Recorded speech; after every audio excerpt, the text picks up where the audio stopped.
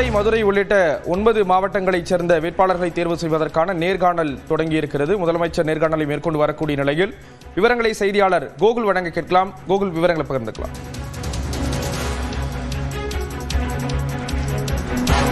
விருப்ப மனு அளித்தவர்களிடம் தற்பொழுது முதலமைச்சர் இரண்டாவது நாளாக நேர்காணல் நடத்தி வருகிறார். இன்றைய தினம் தென் மாவட்டங்களில் குறிப்பாக காலையில் திருநெல்வேலி, தென்காசி, கன்னியாகுமரி, தூத்துக்குடி மாவட்டங்களுக்கும், மாலையில் விருதுநகர், தேனி, மதுரை, ராமநாதபுரம், சிவகங்கை மாவட்டத்திற்கும் முதலமைச்சர் நேர்காணல் நடத்தி வருகிறார். நேர்காணல் முடித்தவரிடம் தற்பொழுது தொடர்ந்து பல்வேறு கேள்விகளை முதலமைச்சர் கேட்டிருக்கார். தொகுதியுடைய செல்வாக்கு என்ன, வெற்றி வாய்ப்பு என்ன, எப்படி பூத் கமிட்டி உள்ளிட்ட விவரங்கள் குறித்தெல்லாம் முதலமைச்சர் கேட்டிருந்திருக்கார்.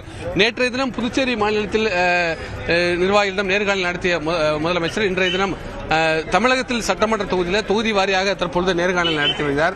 நேர்காணலுக்கு பின்னர் வந்தவரிடம் தற்பொழுது என்னென்ன கேள்வி கேட்டிருக்காங்க, முதலமைச்சர் நேர்காணல் அட்டன் பண்ணிட்டு வந்திருக்கீங்க, என்னென்ன கேட்டிருக்காங்க?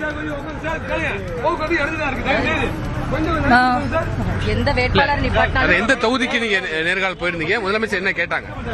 நான் கோயில்பட்டி சட்டமன்ற தொகுதி, நான் ஓட்டப்பிடாரம் சட்டமன்ற தொகுதிக்கு வேட்பாளருக்கான நேர்காணலுக்கு போயிட்டு வந்திருக்கிறேன். ஓட்டப்பிடாரம் தொகுதியோட நிலவரம் பத்தி கேட்டிருக்கிறாங்க.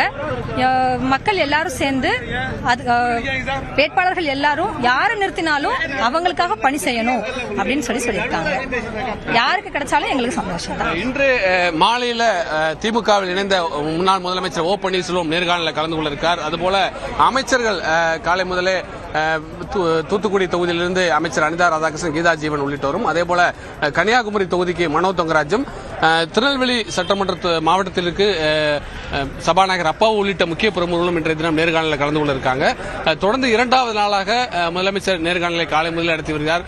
சட்டமன்ற தேர்தலுக்கு யாரை வேட்பாளராக அறிவித்தாலும் திமுக கூட்டணி வெற்றி பெற வேண்டும் என்ற ஒரு ஆலோசனையை இங்கு பங்கேற்றவர்களுக்கு வழங்கியிருப்பதாக தற்போதைய தகவலாக இருக்கிறது.